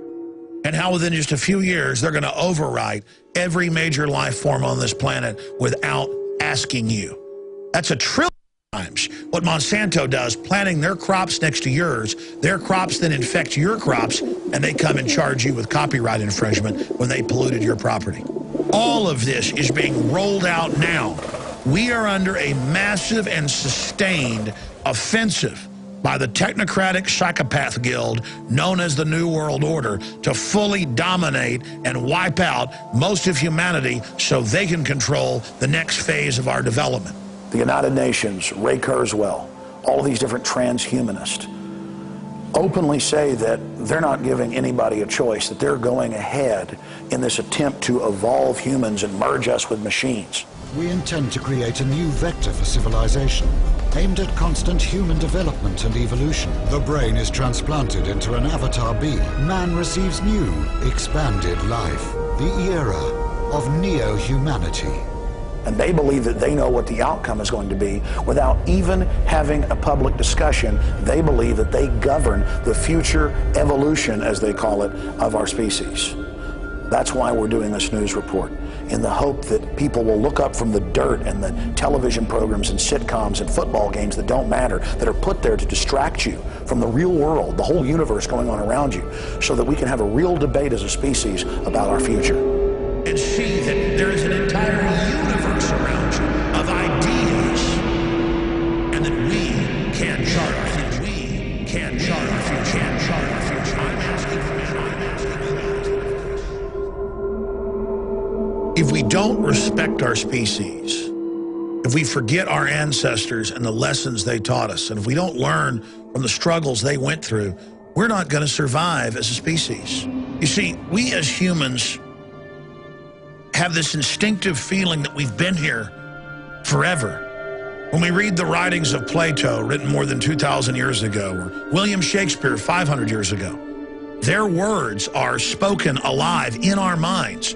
This is communicating with people in the past. And like electricity, it gives us a clear connection to them and the present towards the future. That, my friends, is magic.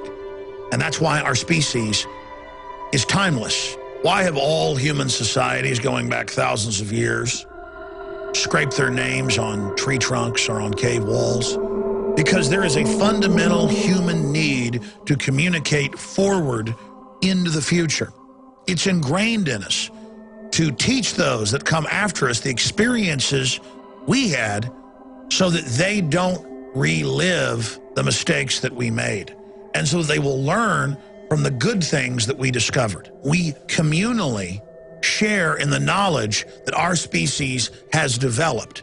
This is what's different about mankind versus all the hundreds of thousands of species that have come and gone on this planet in its ancient history. We are able to change our environment. We are able to grasp that we're finite.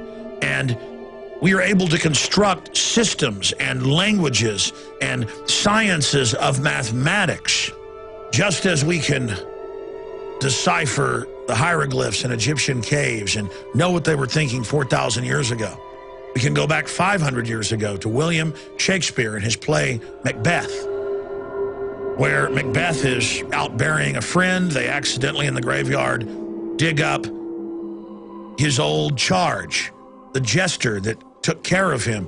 And Macbeth looks in where the eyes once were at the brow ridges and says, "My friend, the one that told me so many jokes, the one who carried me on his shoulders 1,000 times. How could it be? You were there full of life and everything, and you're gone. You're gone forever."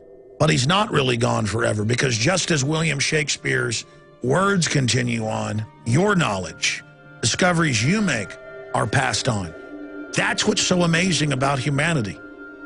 We can argue all day if there's life after death. But I know one thing, we're alive and sentient right now. And ideas that we develop, art that we create, lives on forever. And even if you don't believe in God, look at the beauty and the majesty of the universe. The universe doesn't make junk. And so don't ever think you're garbage. Don't ever let the system make you feel insecure and hollow inside, hoping that you never advance in your hierarchy of needs. They want to keep you stunted while they live and we sleep. While they are conscious, while we are in a dream state. The planet's social engineers openly talk about us as animals, and they see the society they've constructed as an artificial habitat meant to keep us from ever discovering the wider, real world. It's time to really get outside the box. It's time to realize the wonder that's all around you. If we go back to the Greek philosopher more than 2,000 years ago, Plato, he wrote an allegory or an analogy of people chained inside a cave. Their only reality is images dancing on a wall, a puppet show in front of a fire. And one of them is able to break out and go up to the surface and sees deer and the sun and the moon and the whole world and tries to come back and warn people. And they say, "Hey, shut up. We've got a lot invested in this mirage. We want the mirage, not the real thing out there." It is our job to try to break people out of this matrix and to see how incredible and magical this universe and this world is. And to realize that we have value. We're special. What do we see through the controlled corporate media? That humanity's a disease, that the world would be better off without us. Too many kids are what's making the planet worse. Human beings are a disease, a cancer of this planet. It looks like you've got a case of the humans. Bad humans. They multiply over 300,000 a day, consuming anything that crosses their path. The establishment is preparing us with a psychological race consciousness memory that we're trash and that we're bad and that we shouldn't have a survival instinct. Earth is just the start. Who knows what's next? They are openly preparing to release biological weapons to reduce the population. This is the real development, not sitcoms on television. The real world is going on around you while you're turning your life over to a television that is literally programming you. Think about what the social engineers feed us. Every television ad, every big blockbuster film has messages crammed into it. You have men going and fantasizing that only Batman or the Incredible Hulk could defeat threats, not the average person. That sports icons are all that matters. and that we're all basically garbage, and only this Madison Avenue Hollywood system matters, when it is only a tiny part of the overall spectrum of life going on this planet. And it's a facsimile. It's a prosthesis. It's a fake. It's a fraud. Consciousness is unspeakably incredible. The real world is an infinity more valuable and fulfilling than the fraud that is mainline television and all of these films and this dumbed-down culture that seeks to keep you shuttered inside the cave, to make you feel small and to make you feel like you need the images they project on the wall more than you need the real world waiting right up those steps on the surface. And even when you make it to the surface out of the cave, you're only here on this planet, and outside of it is the larger cave. And still more. You must leave one box and then leave another and still leave another. This is the human experience. This is the electric magic and the wonderment of consciousness and being awake. The doors to the universe and to things we can't even imagine are standing open to us. Don't let their false paradigms and false roadmaps be injected like viruses into your mind. The dreams of your ancestors, the dreams of the universe, the dreams of everything wholesome and good flows like living water out of the space-time continuum. Beauty is all around us. The wind in the trees in the summer, the sunrise, moonset, the ocean, seagulls. When you were a child spraying a water hose up into the sky and looking at the droplets like they were jewels in the air. Your children, your grandmother, your grandfather, feeling that first gust of autumn wind on your cheeks, looking up and seeing the stars at night.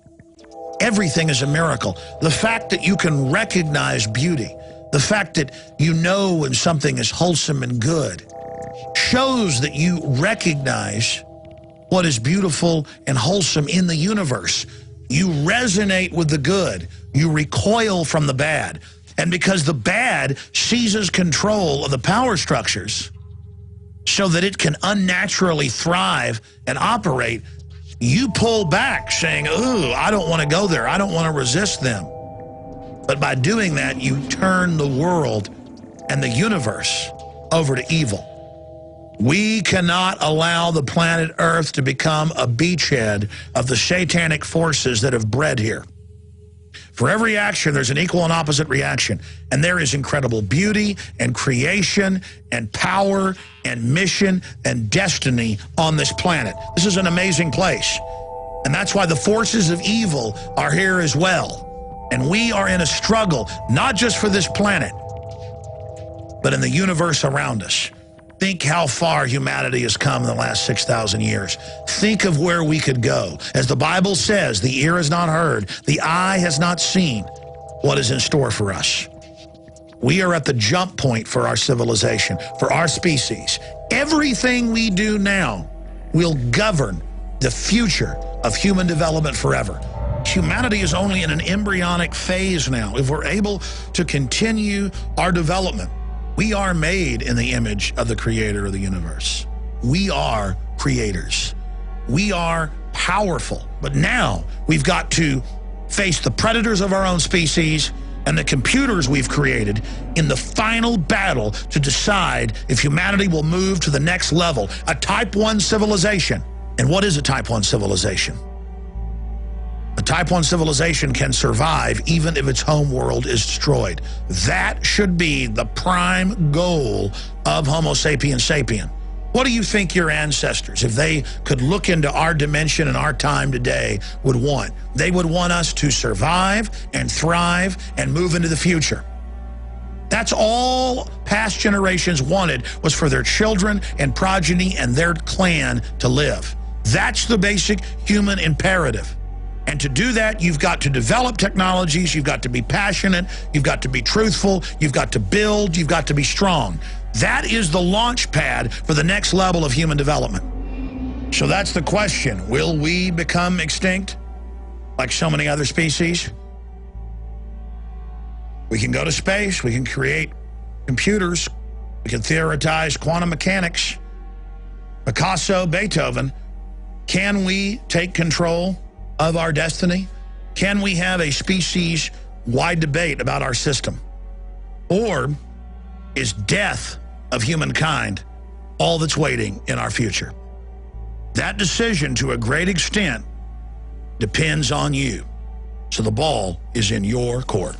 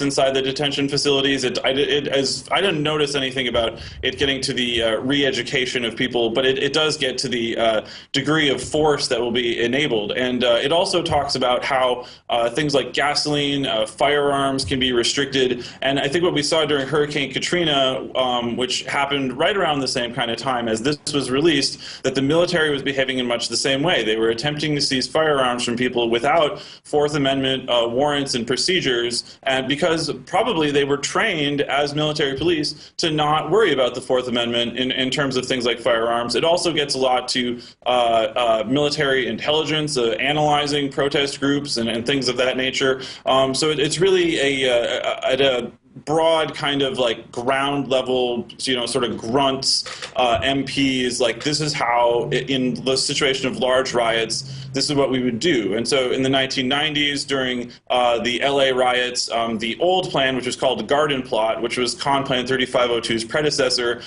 would have entailed training very similar to this in terms of how they were, trying to manage crowds and that kind of thing. And so I think what people need to look at if they're trying to research into this is what are the parameters of this intelligence situation when they're going to collect intelligence.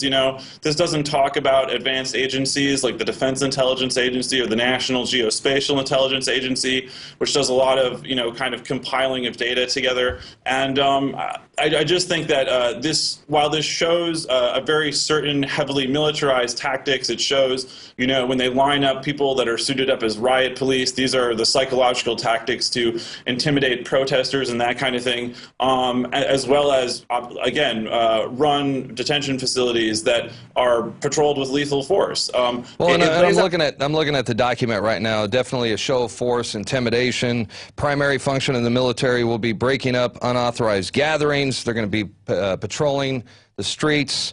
They're going to be looking for any disturbance areas, prevent lawless acts. I wonder what they consider an unauthorized gathering.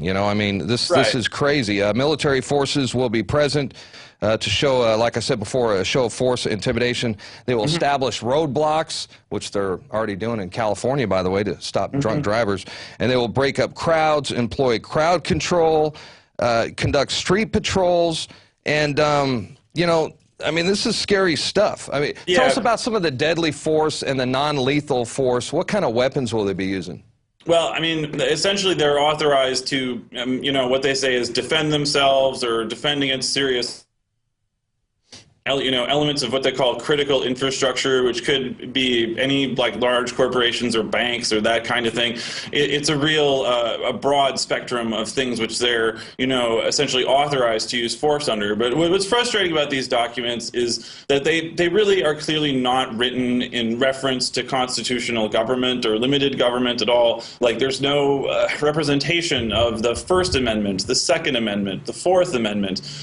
For searches, the right of people to, possess firearms in civil because emergencies. It's martial law. Because it's Right. martial law, everything's out the window. Yeah, and there are direct references to the phrase martial law in this document. They say that, well, only under curfew could the military, under federal control, really, only under martial.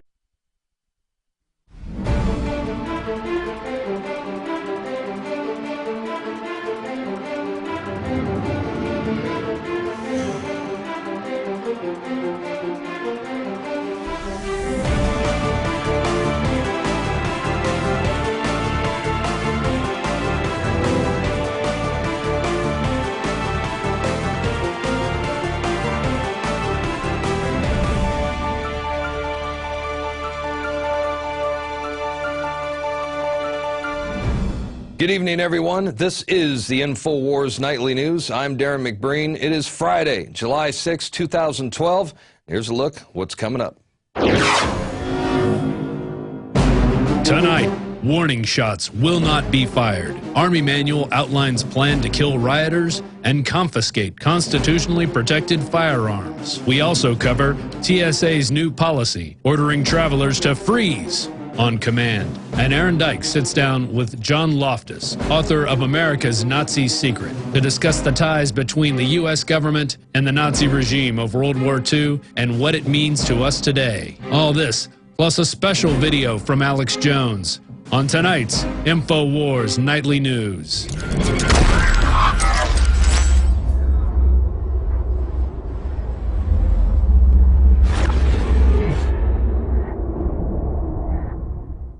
So as you can see, we have another jam-packed and informative show lined up for you this evening, but we begin tonight with a newly leaked U.S. Army military police training manual for what they are calling civil disturbance operations.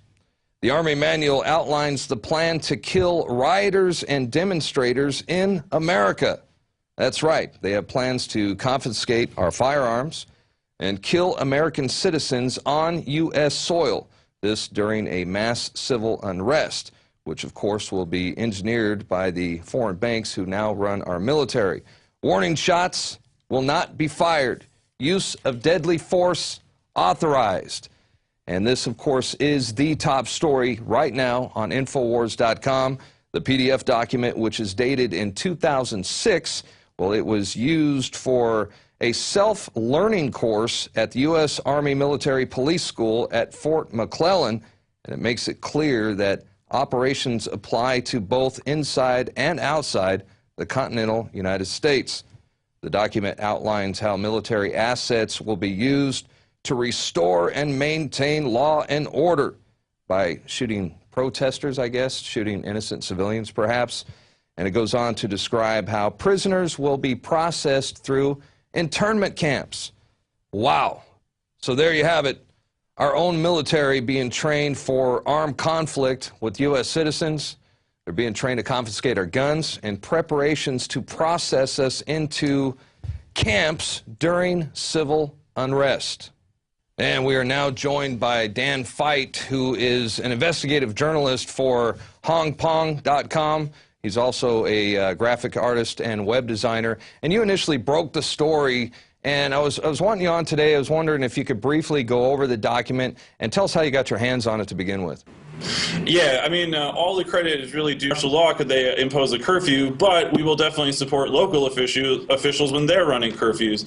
So everything that's sort of like underneath a full-scale martial law, like this is the kind of pattern and the kind of information which you should review and have a good sense of whenever you feel like you might encounter, any military acting domestically, even if it's not a full-blown, complete martial law scenario. They're still going to kind of be acting along this pattern, again, as we saw in Katrina. So as we want to try to get an understanding of these things, as well as hopefully intervene politically and get these kinds of things revealed and out in the open and not secret. I mean, I think personally, if we're detained in military facilities like this thing lays out, we do deserve warning shots. Like, could we demand that from our congressional representatives? You know, we have to basically look at how to reform these policies, as well as obviously, you know, showing everybody, the public, elected officials, and everyone, and, you know, good people in the military and, you know, bureaucracies too, that this isn't okay. That's exactly right there. We need to get this information out to all our friends and family who are in the military. Because, you know, our military is waking up to this as well. They're starting to come to the realization that they are working for the offshore banking cartels who run them and who are turning them against their own people. So, and I for one, have friends who are in active military as both veterans, and they're simply not going to stand for it. So, in closing, anything else you'd like to add before we go? You know, I just think that everybody, you know, can do this kind of research. A lot of primary source stuff comes out. Sites like publicintelligence.net and cryptome.org is another really good one. You find a lot of really excellent gems, and then people need to pick these things apart, pass them around, start finding new ones, and start trying to suss out new sources, because they're trying to clamp down on leaks, you know, right now as fast as they can and build a much tighter secret government. And it's really important for all of us to work against that, because we can clearly see from this kind of documents that the planning is not really congruent what we think of, you know, as an open society, as a limited constitutional government. We can clearly see that's not the way that these kind of things tend to be set up. That's right. Hey, before we go, I almost forgot to ask you, you're the one that brought this to our attention, the DRE program in Minneapolis, where the police officers at Occupy Wall Street protest events, they were giving illicit drugs, reportedly, to teenagers. Whatever happened to all that? Well, essentially, I worked with a significantly large group of people from several different organizations to help bring that news forward. The accounts of people that were given drugs and offered drugs to become informants and that kind of thing. It prompted a very large national discussion about similar things happening, similar tactics, drugs being used in informant contexts. So I think that was helpful to raise awareness that that type of tactic exists. However, on the local level and the state level here, people like the FBI and the Bureau of Criminal Apprehension have been asking questions. A few fingers got pointed when one officer stepped forward and said, yes, this was going on. But since then, they've tried really, really hard to bury it. They just want to pretend that it never happened. They want to forget that all of this happened. But that's not going to work. People are going to keep pressuring them to spit out the truth, you know, come to their final reports and then get some reform at the legislature, because the underlying DRE program itself is kind of ridiculous. It is used to just basically deem that people are intoxicated. Here to a really excellent website called publicintelligence.net. They do a really good job systematically finding obscure and limited access files from within the U.S. military and other institutions. I just saw it pop up yesterday and quickly wrote a summary of it for my own site to get that distributed and out there. Essentially, this document ties to a number of other documents which I've been involved in researching. In my personal experience, I covered the 2008 Republican National Convention and the 2009 G20 conference in Pittsburgh through the G-Infinity Media Center, that was independent media that was put together. And so what we have here is a system of expanding, you know, emergency use of domestic military personnel. And at one level that I found the research on earlier, there's something called Con Plan 3502, a Civil Disturbance Operations Concept of Operations Plan run by the U.S. Northern Command. And that was what we found earlier, and Public Intelligence has also helped pull together some other documents from that. And so what we found here was essentially the military police training document to instruct the military police in a number of different important aspects of this general domestic operations planning, including domestic searches without warrants. There's no reference to warrants or those type of constitutional rights in this.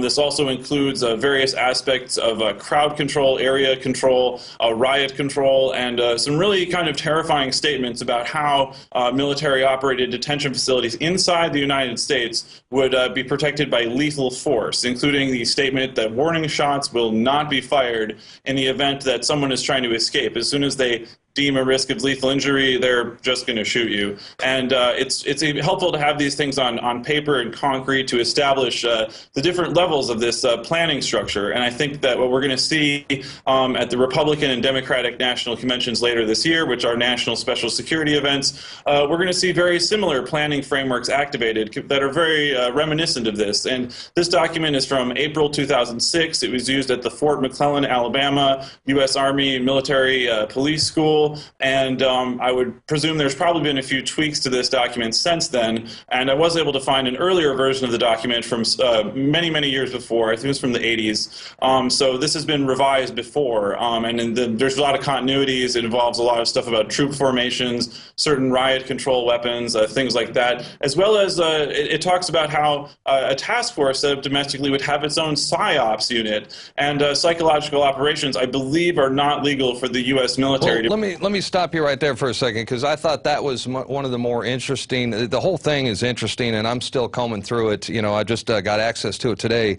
But it talks about internment camps where internees will be re-educated. Okay, they talk about into developing an appreciation of U.S. policies. Mm-hmm. So what does that mean? I mean, so if you and I don't agree with U.S. policies, we're out there protesting, how are they going to re-educate us? Yeah. I think that's the earlier document that you're talking about. That was more specifically in detail to the management of the detention facilities, which surfaced a few months ago. This one is a little bit more general than that. It doesn't go quite to that. It mainly has to do with saying this is our escalation of force based on certain physiological symptoms that are not substantiated. So even on that level, the program is ridiculous, and I could predict that people are going to want to intervene further against this thing.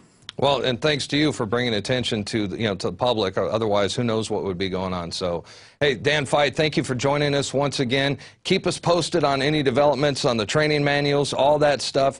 It's good to have you on our side, and we look forward to talking to you again. Hey, thank you so much. It's great to be with you. All right, take care. All right, once again, our top story on Infowars.com.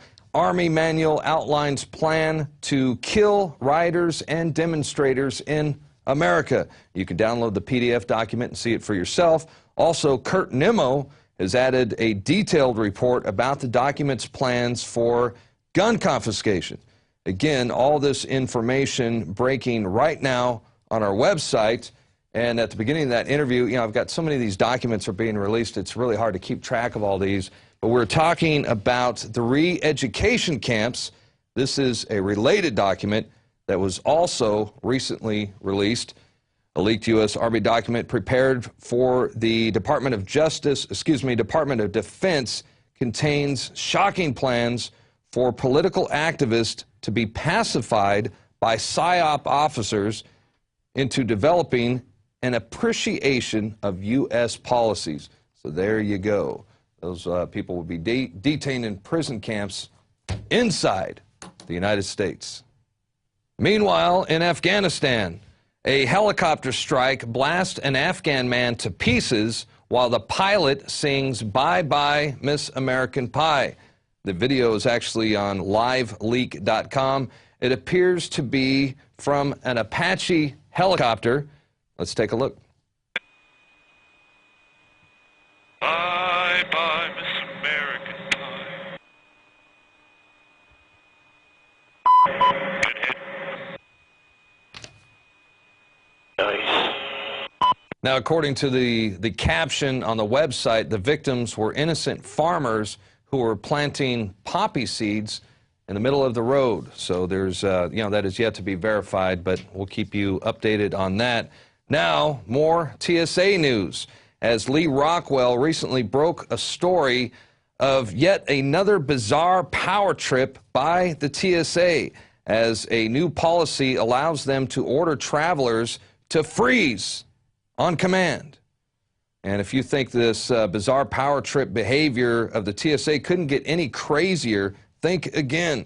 The federal agency is now ordering travelers that they, the ones passing through security, they now have to freeze on command. And we just recently reported yesterday how they're also demanding to test drinks purchased by passengers after they have already gone through the naked x-ray scanners and the grope downs. So even once you go through all that, and let's say you stop at McDonald's, I wouldn't do it, but let's say you do, get a Coke or an iced tea, then the TSA, they want to come test your drink even after you've gone through all that. So this is basically prisoner training. This is a preparatory state to get you used to, you know, people in uniform yelling at you, getting you used to people